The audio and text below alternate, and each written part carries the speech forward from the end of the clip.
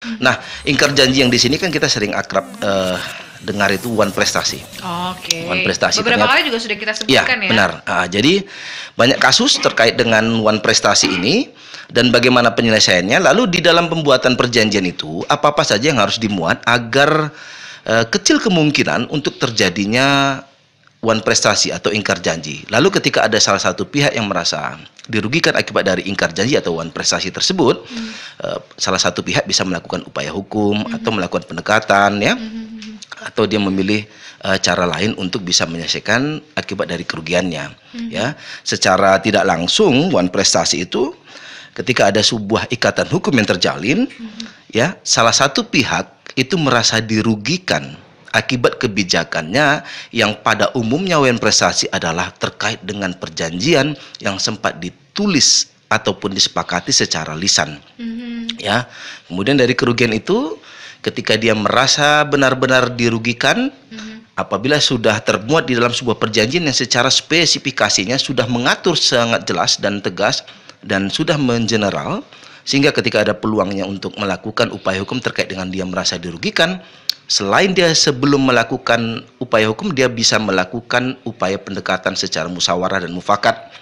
Nah, itu nanti kita akan jelaskan apa-apa saja yang harus termuat di dalam sebuah perjanjian, ya. Kadang ini sering lalai.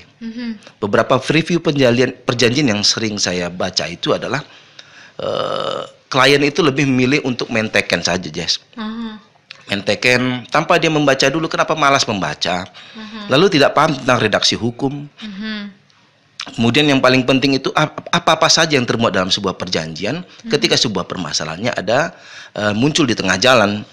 Lalu saling percaya ini yang membuat perjanjian itu menteken, lalu pada tengah jalan muncul permasalahan hukum, baru dia memanfaatkan jasa hukum, baru dia memanfaatkan pengadilan untuk menyelesaikan sebuah persoalannya. Nah, itu. Jadi bukan mengenai ketidakpercayaan, tapi sebuah ikatan hukum yang dijalin untuk tidak ada saling rugi-merugikan antara para pihaknya. Perjanjian itu kan penting. Oh, kau kayak macam tak percaya sama aku, makanya buat perjanjian. Bukan itu maksudnya.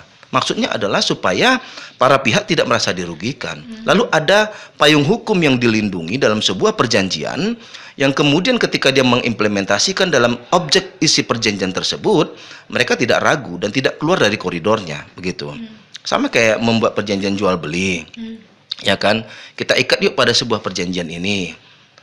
Begini, aspeknya adalah A, B, C, D, E, F, G, gitu kan. Lalu itu sebenarnya kita harus para pihak mengkaji, masing-masing pihak mengkaji ketika plus minus terhadap isi perjanjian. Hanya sifatnya umum kadang, ya, kadang hanya sifatnya umum. Tetapi ketika ada permasalahan, umum itu menjadi khusus loh. Sama seperti force major, keadaan memaksa, ada gempa bumi, ada bencana alam dari di luar dari kekuasaan manusia ketika sebuah kejadian muncul, ya kan? Misalkan si pendistribusi barang, ya, penjual beli, lalu dia adalah sebagai penjual, supplier. Di tengah jalan ada bencana alam. Dalam perjalanan dari Sumbar ke Pekanbaru, gempa bumi, hancur mobilnya. Tumbang masuk jurang. Oh ya, jurang. Barang yang bawaannya anggaplah ada gampang pecah.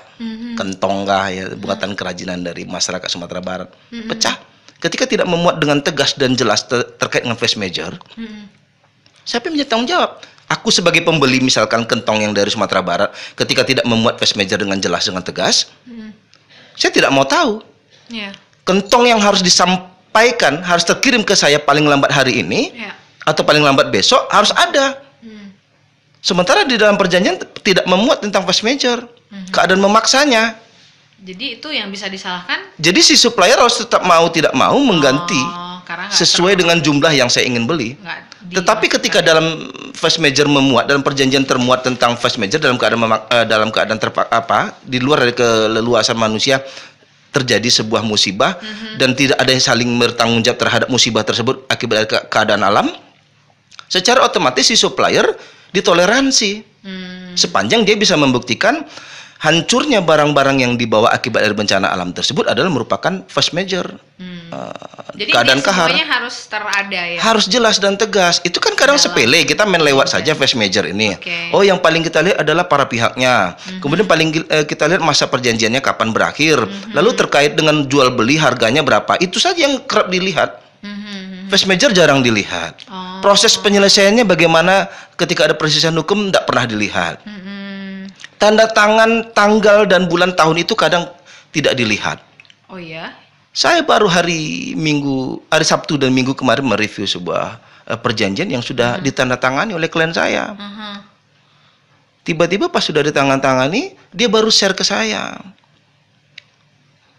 Tahun 2020 sebuah perjanjian ditandatanganinya itu.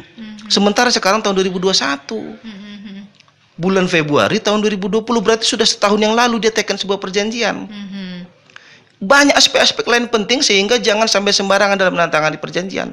Kalaulah di tahun 2020 dia teken, berarti sudah setahun yang lalu perjanjian dimulai. Ya kan? Berarti ketika perjanjiannya berakhir di bulan Maret 2020, di dalam perjanjiannya harusnya 2021 atau 2021 udah setahun gitu kan. Berarti hitungan 1 bulan dia sudah berakhir perjanjiannya.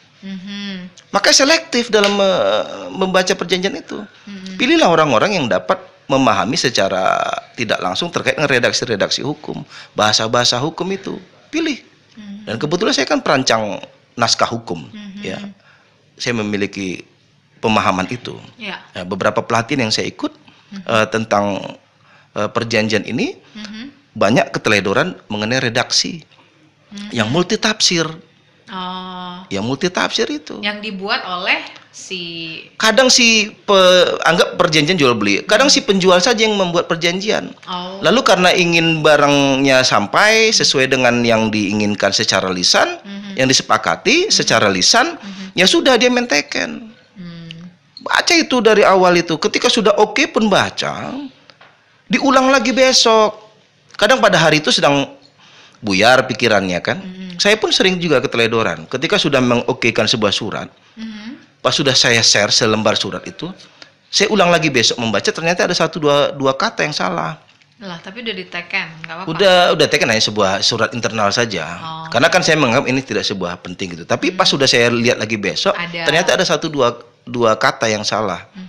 Nah itu karena pada saat itu mungkin load pekerjaannya tinggi atau ada aspek-aspek lain sehingga ketika dihadapi dalam sebuah persoalan serius ya lalai lewat. Kalau dia di push untuk tanda tangani saat itu juga tanpa sempat membaca panjang lebar gitu, kan ada kan momen-momen tertentu banyak hari itu juga gitu. Banyak. Lewatlah semua poin-poinnya. Klien saya kan sering mengalami persoalan seperti itu. Misalkan hari ini hari Jumat misalnya, hari Senin sudah akan mulai ya. Hari Sabtu dan Minggu tidak bekerja. Saya dihadapi oleh sebuah perjanjian hari Jumat. Ya saya sampaikan, mohon maaf saya tidak bisa yang sifatnya mendadak seperti ini untuk membaca sebuah perjanjian yang setebalnya ini. Kan kerap sekali kita menemukan perjanjian yang setebal-setebal ini nih. Ya kan. Kemarin aja baru saya paraf 2 perjanjian yang setebalnya di dalam KUH Perdata ini. Ini saya baca, saya detil lagi ulang. Saya paraf satu-satu ada. Satu kata demi kata dibaca gitu, Bang. Iya, saya baca. Lalu saya lihat tidak ada permasalahan hukum, cuma ketika dalam keadaan seperti yang Jesse jelaskan, itu bisa dalam kategori pemanfaatan keadaan. Ketika ada permasalahan hukum di kemudian hari, akibat dari ketika kita tidak teliti, ya berdampak permasalahan hukum terhadap klien kita. Makanya harus teliti. Itu dalam. Tapi tetap sah kan ketika sudah ditandatangani? Dianggap sah, dan itu ketika ditandatangani, ya, dan para pihak juga sudah menandatangani, berarti para pihak sudah menjadikan perjanjian itu sebagai payung hukumnya. Mau tidak mau harus patuhi perjanjian yang sudah ditandatangani. Mau tidak mau harus patuhi perjanjiannya. Itu payung hukum. Nah, di tengah jalan ketika ada temuan permasalahan, sebenarnya di dalam perjanjian memuat aspek untuk adendum, perubahan. Jadi besar peluangnya untuk melakukan itu. Cuma mau nggak salah satu pihak untuk melakukan perubahan terkait dengan temuan kejanggalan perjanjian akibat dari kelalaian kita di tengah jalan. Kalau nggak mau, dia harus patuhi si perjanjian tersebut. Tahun 2020 tantangannya. Oh, kita sebenarnya ada upaya untuk merekayasa perjanjian rupanya. Untuk merugikan salah satu pihak, sengaja dibuat akibat dari kelalaiannya. Karena dia yakin ini bakal lalai nih gitu kan. Gitu. Kadang itu pengusaha atau para pihak itu lebih melihat harga isi perjanjian itu. Kapan dibayar? Selain itu dia nggak mau baca.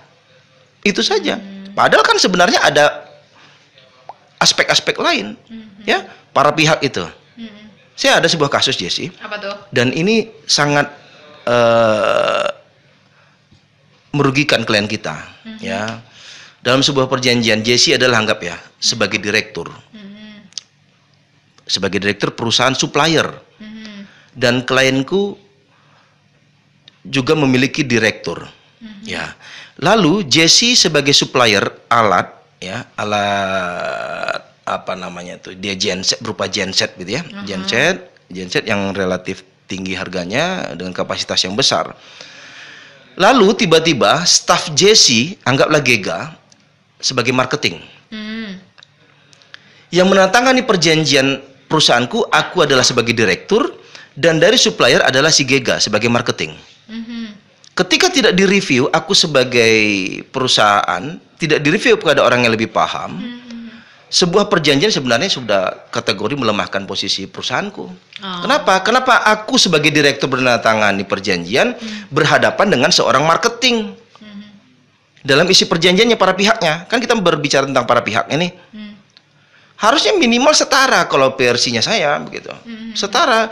Kenapa? Yang bertanggung jawab terhadap maju dan mundurnya sebuah perusahaan adalah direksi. Bukan marketing. Ketika genset yang dikirim itu adalah spesifikasinya ABCD, ternyata yang di dalam isi perjanjian yang pernah kita sepakati sebelumnya sebelum dituangkan sebuah perjanjian adalah ABCDEFGHIJK. Misal seperti itu. Lalu siapa yang bertanggung jawab terhadap permasalahan itu ketika ada permasalahan hukum? Aku nuntut siapa? Nuntut perusahaan. Secara tidak langsung para pihak yang tertuang dalam sebuah perjanjian itu yang menjadi orang yang bertanggung jawab. Sementara Gega tidak pernah menerima kuasa dari Jesse sebagai direktur perusahaan supplier genset itu. Dan usut punya usut, saya telusuri, ternyata Jesse sebagai direktur tidak pernah tahu kalau Gega sebagai marketing pernah mengirim genset kepada saya. Di audit secara internal ternyata ada 9 unit genset kapasitas besar telah hilang tanpa sebab akibat yang diduga oleh marketing menggelapkan genset tersebut. Satu gensetnya kurang lebih 1,2 miliar itu. 9 kali 1,2 miliar. Berapa kalinya itu hilang? Nah itu, maka di dalam perjanjian para pihak harus jelas dilihat teliti. Ketika di atas nama perusahaan minimal direksinya lah. Atau bukan direksinya, tapi ada pemberian kuasa terhadap stafnya atau manajernya. Jadi jangan langsung percaya gitu. Siapa jangan yang percaya. Perjanjian itu. Jangan buat perjanjian. Ini bicara pengalaman, Jesse. Bicara pengalaman. Ketika stafnya dari direktur sudah terungkap dia sudah melakukan diduga melakukan penggelapan genset, ini kita ambil contoh kepada contoh yang lain. Anggap aja sebuah pengalaman seperti itu. Ingat, di dalam perjanjian para pihaknya harus jelas dan tegas. Ya. Siapa yang benar-benar bertanggung jawab terhadap perusahaan tersebut? Kalau direksinya jelas ada kok, kecuali dia di luar negeri. Kenapa harus digantikan ya? Kenapa harus digantikan? Baik. Orang dia ada di tempat. Gitu. Para pihaknya harus jelas. Saya juga pernah mereview perjanjian saya untuk merubah para pihak dari lawan klien kita. Para pihak lawan klien kita itu adalah salah satu bekerja sama dengan rumah sakit di salah satu kabupaten, karena setiap proyek yang kita dapati itu seluruh karyawan yang dilibatkan dalam perjanjian kerja waktu tertentu itu harus diperiksa dulu kesehatannya. Periksa kesehatannya, tes urin, ada narkoba, ada penyakit-penyakit lain. Lalu kita bekerja sama semua rumah sakit. Setiap proyek yang kita dapati, rujukan rumah sakitnya untuk memeriksa kesehatan karyawan kita adalah rumah sakit itu. Dan rumah sakitnya yang menandatangani perjanjian adalah marketing. Kita menandatangani direktur klien kita, direktur utama, presiden direktur malahan. Kok mau direktur kita menandatangani itu? Saya bilang, saya nggak mau ini. Ganti direkturnya. Direkturnya ada di mana? Ada di situ kan? Ada. Ya kenapa mesti marketing? Ya mungkin karena mereka mendapatkan proyeknya Pak, berhasil melobi perusahaan Bapak, sehingga marketingnya aja yang menjadi pihak. Oh, tidak bisa. Tidak bisa. Karena kapasitas dari marketing di dalam pertanggungjawaban maju dan mundur sebuah perusahaan bukan marketing tapi direktur. Nah, untung-untung kalau direkturnya mau bertanggung jawab ketika ada permasalahan hukum. Kalau tidak mau, oh dia ini sudah resign rupanya. Ya ada yang begitu, pernah kita temukan. Rupanya sudah resign lama. Tapi kan biasanya pakai cap dan stempel perusahaan nggak sih? Iya, tapi itu cap dan stempel itu kan bisa dipalsukan. Kan gampang. Mau cap mana ini kita buat sekarang ini? Yang penting ada contohnya. Nah, ya kita bisa palsukan. Saya pergi ke advertising, mau buat 10 cap model yang perusahaan-perusahaan ternama bisa. Gitu, bisa kita buat. Nah, itu yang kerap terjadi. Hindari itu niat-niat jahat yang seperti itu. Dan kemudian kita sebagai pihak yang untuk menjalin kerjasama juga harus selektif. Terhindar dari orang-orang yang benar-benar nanti akan melakukan upaya penipuan gitu kan. Makanya perjanjian itu kerap sekali masuk pidana terkait dengan penipuan. Kalau yang seperti saya jelaskan di perkara jual beli genset itu bisa termasuk penipuan dan penggelapan. Tapi yang paling berkompeten adalah si pihak perusahaan itu. Pihak perusahaan itu sebagai supplier untuk memperkarakannya sebagai pidana. Dan kita ketika spesifikasinya adalah ABCD HIJK ya, spesifikasi gensetnya. Ketika tidak terpenuhi, itu paling langkah pertama untuk penyelesaian perselisihannya ketika di dalam perjanjiannya tertuang untuk musyawarah dan mufakat. Musyawarah dan mufakat dulu selesaikan, Jess. Nah, lalu tidak Tetap kita akan milih ya, pilih mana? Pilih ke paniteraan pengadilan mana? Sesuai dengan isi perjanjiannya. Isi perjanjiannya. Ingat, kerugian yang muncul dalam sebuah perjanjian itu yang kerap menjadi sebuah perselisihan hukum, kemudian diselesaikan dengan cara musyawarah, mufakat, ataupun dengan cara penyelesaian perselisihannya di pengadilan. Nah, ini yang harus menjadi aspek penting.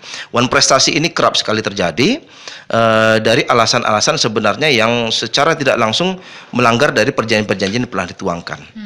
Ya, perjanjian-perjanjian yang telah dituangkan, dan kemudian nanti yang menjadi pemahaman kita itu di dalam perjanjian, nanti setelah sesi kedua kita akan jelaskan apa-apa saja yang harus dimuat dalam sebuah perjanjian agar dia tidak, salah satu pihak tidak merasa dirugikan akibat dari perjanjian yang pernah kita teken, Jesse. Dan kemudian membuat ingkar janji dalam perjanjian. Iya, ingkar janji dalam sebuah perjanjian. Nah, itu penyebab-penyebabnya terjadinya one prestasi atau ingkar janji itu adalah akibat kelalaian yang sebagian besar itu, Jesse. Kelalaian itu ada bisa disengaja ataupun justru dia tidak sengaja kelalaiannya. Tetapi ketika sebuah perjanjian, anggaplah perjanjiannya 3 atau 2 tahun, Jesse. 3 atau 2 tahun. Itu kan 3 atau 2 tahun yang sudah akan kita teken kadang lupa dengan isi perjanjiannya. Iya dong. Jadi sehingga lalai atau lupa, atau justru dia mengabaikan dengan sengaja sehingga perjanjian yang pernah diteken beberapa tahun lalu dia lupa dan tidak ingat lagi. Apalagi setelah tantangan ini, kalau dia arsipkan secara baik masih untung. Kalau dia tidak arsip dengan baik, dia cari lagi perjanjiannya. Di situ lah pentingnya ini ya, jasa konsultan hukum ya, Bang. Ya, jasa konsultan hukum itu selain dia mereview, dia juga mengarsipkan. Ya, nanti dia juga mengarsipkan perjanjian yang pernah diteken. Makanya setelah ditandatangani atau akan penandatangani, kan ada dia review dulu nih, Jesse. Pak, ini ada draft perjanjian, mereka si supplier memberikan draftnya. Mohon dipelajari, Pak. Ya, dipelajari, kita coret-coret. Kalau saya buat apanya? Hasil coret-coretan saya itu. Pak, ini dia dalam hasil review kita. Dalam hasil review kita ini temuannya yang diduga dapat memberikan peluang besar kita dirugikan ketika pelaksanaannya begitu. Oke, disampaikan ke pihak pembuat perjanjian ya, atau si supplier. Supplier itu bisa saja dia membuat perjanjian ataupun kita sebagai pembeli.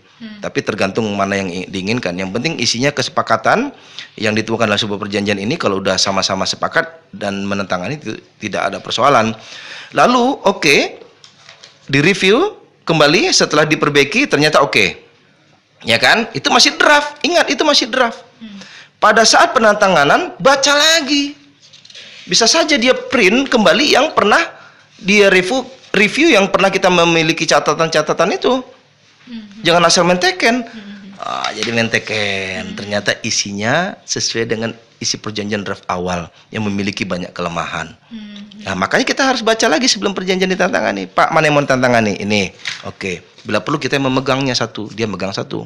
Harusnya kan gitu ya. Harus begitu, kita pegang dulu sebelum tanda tangani. Penandatangan, letak di meja, tanda tangani. Sesuai dengan isinya yang sama. Ya, sama harus yakinkan kita cocokkan berkata-kata kembali. Oke Pak, perintah dari konsultan hukum, teken, simpan, dikopi dulu agak beberapa rangkap pegangan Bapak. Kita arsipkan yang fotokopinya, atau yang asli dipegang direksi, atau mau dia mempercayakan kepada kita untuk mengarsipkan, kita simpan. Lalu teringat nanti ketika ada permasalahan hukum pada tanggal, bulan, tahun sekian itu kita memiliki perjanjian dan saat ini mulai ada persisian hukum. Kita buka. Nah, di situ kita baru tahu di mana letak kelemahannya. Nah, di situ baru tahu tentang kelemahannya dan kita coba kejar di mana letak kelemahan itu, apa solusi yang harus bisa diselesaikan. Apa upaya-upaya apa yang dapat kita lakukan penyelesaian sehingga para pihak tidak merasa dirugikan akibat dari masalah perjanjian ini. Ya, pada umumnya dia adalah akibat dari kelalaian. Baik. Yang mengakibatkan perjanjian tersebut mulai ada ingkar janji atau wan prestasi. Itu aja sih.